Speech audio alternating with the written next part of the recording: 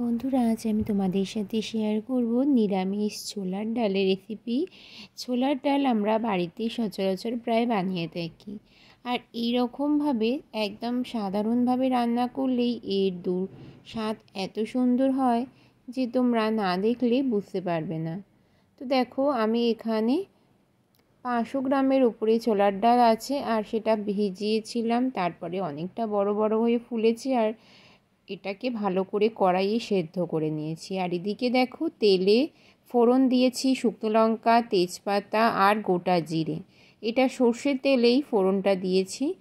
ফোড়নটা কয়েক সেকেন্ড নাড়াচাড়া করে ভালো করে একটুখানি গন্ধ ছাড়লে খুব সুন্দর, তখন আমি এর মধ্যে আদা আর জিরে বাটা একসাথে করে রাখা সেটা এর মধ্যে দিয়ে নিয়েছি। দিয়ে ভালো করে মশলাটা 2-3 মিনিটের জন্য একটু কষিয়ে নিচ্ছি।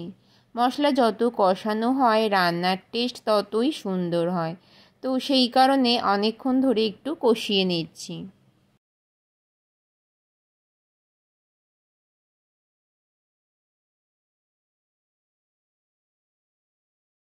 দিয়ে নিলাম এখানে একটা টমেটো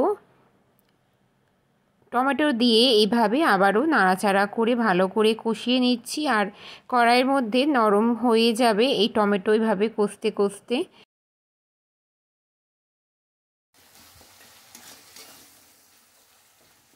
দেখো, কষতে কষতে একদম টমেটোটা সেদ্ধ হয়ে গেছে।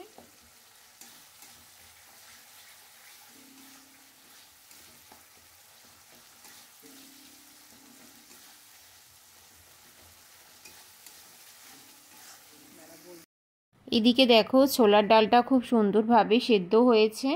তো এখন তো এদিকে মশলাটাও ভালো করে কষানো হয়ে গেছে। আর এখন আমি এর মধ্যে দিয়ে নেব নুন আর হলুদ। নুন দেব পরিমাণ মতো, আর নিরামিষ দিনে নুনের পরিমাণটা একটু কম আর মিষ্টির পরিমাণটা একটু ভালোই থাকলে নুন আর মিষ্টির ব্যালেন্সটা খুব সুন্দর আসে, আর নিরামিষ দিনে খুব সুন্দর খাওয়া হয়। তো দেখো, এটা লুচি পরোটার সাথে বেশ হয়। আর এখন আমি হলুদ দিয়ে নিলাম পরিমাণ মতো, আর দিয়ে নিচ্ছি এখানে কাশ্মীরি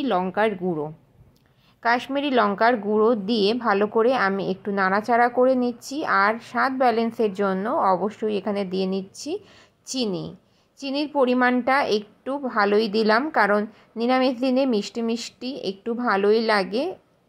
তো যাই হোক, এই সমস্ত কিছু দেওয়া হয়ে গেছে। এখন আমি মশলাটা ভালো করে কষিয়ে নিচ্ছি। খুব সুন্দর, দেখো মশলা থেকে তেলও ছেড়ে দিয়েছে। এখন আমি সেদ্ধ করে রাখা যে ছোলার ডালটা সেটা আমি এর মধ্যে দিয়ে নেব। এখন আমি এখানে 4টে কাঁচা লঙ্কা দিয়ে নিলাম।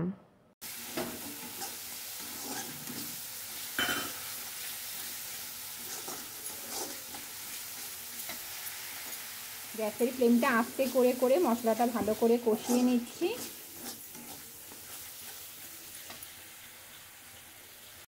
দেখো, মশলাটা ভালো করে কষানো হয়ে গেছে। এখন ডালটা দিয়ে নিচ্ছি। পরিমাণে ডালটা অনেকটাই।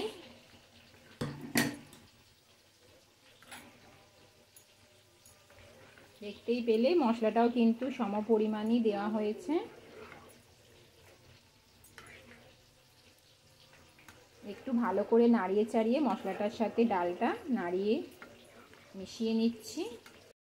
এইভাবে মিশিয়ে নিয়ে ভালো করে আমি এটাকে 2 থেকে 3 মিনিটের জন্য ফুটতে দেব। আর খুব ভালোভাবে ফুটে গেলে কিন্তু আমার ছোলার ডালের রেসিপিটা একদম রেডি হয়ে যাবে। পরিমাণে যেহেতু বেশি আগেই বললাম, তো সেই কারণে একটু সময় লাগবে।